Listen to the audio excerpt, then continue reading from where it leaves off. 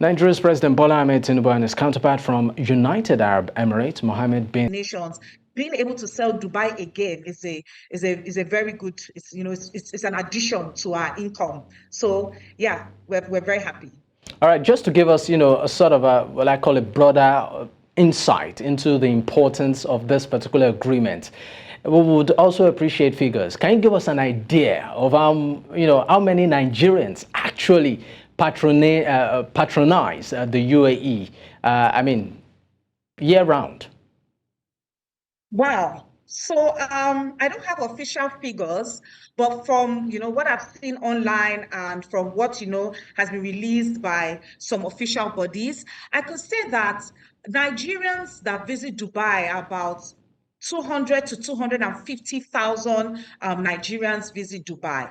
It's a lot, and the number keeps increasing every year. All right. Now, what measures, or preparations are you taking to accommodate the potential increase in travelers to the UAE from Nigeria? So first of all, we are trying to get information on how the visa is going to be processed. We don't know what the new process is going to be like, and it's very important that we give Nigerians accurate information. Now, once we're able to understand the visa process, then we'll have to profile customers. The reason why I'm saying and hence the ban. So we're going to profile our customers and make sure that the kind of people that are traveling are people that have good jobs, they have social and economic ties in Nigeria, so that we make sure that these are the kind of people that can come back. And of course, people that can afford to travel and pay to stay in a hotel in Dubai. So we're going to be profiling our customers seriously.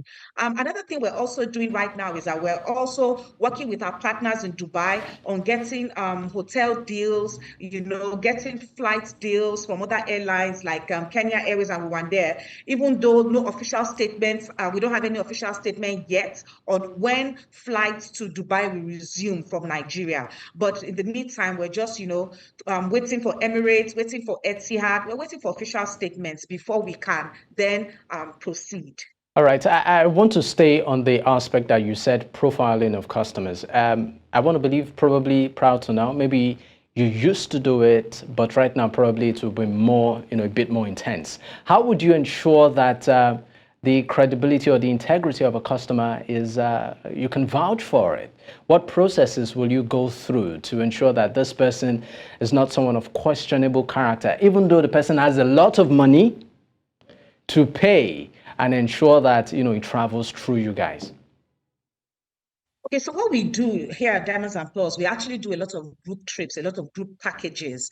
And before we put people on our trips, there's some basic things we check out. First of all, does the person have a job? If it has a job, where does the person work? What's the person's current position? How much is the person's salary? So when we have an idea of how much you earn, it gives us an idea of the kind of person that you are. It gives us an idea of, okay, is this person going to run away, or is this person going to come back? Sometimes we actually ask to see some customers in person, just to have a sense of who they are, interview them, ask them questions. If we realize that someone says you want to travel for 3 weeks on vacation, 3 weeks is too long, it already gives us an idea that this person may not want to come back, or this person may be going there to look for a job without doing it through the proper route, which is getting a work permit. So we check these things. How much does the person earn? Is the person working? Does the person have social and economic ties? Does the person have family? Is the person married? Does the person have children? How old is this person? Those are things that we look at. Now, I'm not saying that young people are prone to misbehave.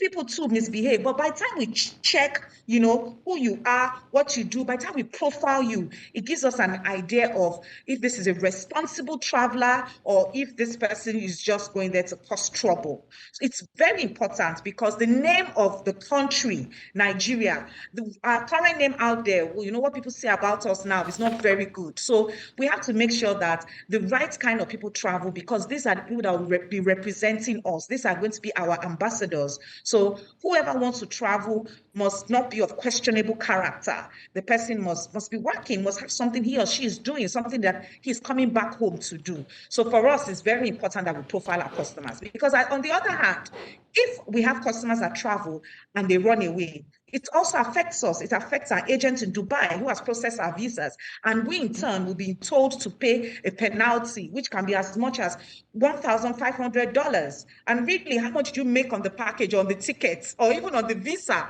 that you end up paying, that kind of money? So everybody needs to be careful with whoever their customers that they're processing visas for. It's very, very important because we don't want this ban. We don't want it again. All right, now let's talk about the key economic opportunities for both countries in deepening their cooperation and how can they leverage on each other's strengths. So Dubai is actually, the UAE is very well developed, and it's a country that was able to develop itself in a very short time. Now, one of the things that Nigeria can actually gain from the UAE is learning more about development. How can we develop our own country? How can we provide what the citizens need? Good roads, water, accommodation. Dubai also has a lot of real estate. And here in Nigeria, we currently have, challenges with accommodation, especially for the down, I don't want to use the word the downtrodden, but a lot of people right now have accommodation issues. It's either accommodation is even too expensive, even for the middle class. So since Dubai is very big on real estate, it's something that we can learn from them. We can leverage on that. Tourism is also very big in Dubai. It's one of the driving factors of the economy. Understanding how tourism works in Dubai will also help Nigeria to promote its own tourism assets, which is something that we're beginning to do, but we're not as intentional as the UAE.